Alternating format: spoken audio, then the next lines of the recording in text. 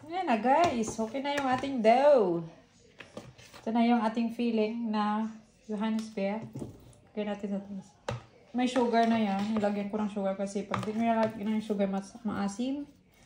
Pero last time na nag-bake ko, maasim yun kasi nakalimutan kong lagyan na siya ng sugar.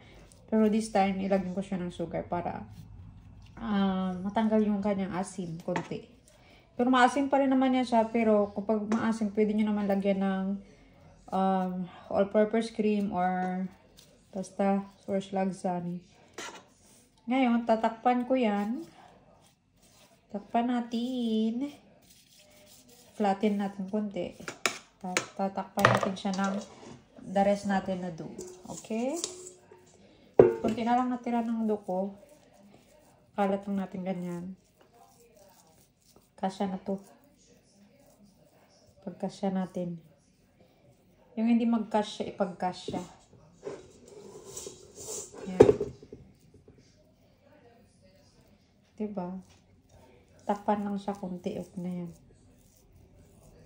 Basta masarap to guys. Madami kasi ako stock ng itong Black Johannisbeer. Madami akong stock kaya sabi ko this time gawin ko ganitong style parang nadadalian ka kasi ako pag ganito yung style niya eh. Kaya yun.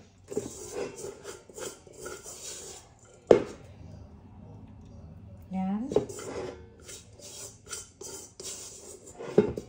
Tapos yun na. Ready to bake na natin yan. I-preheat na natin yung oven guys. Nakalimutan ko i-preheat habang nag-ano ako dito. Preheat muna natin bago natin siya ilagay. Yun lang. Thank you sa panonood. Bye!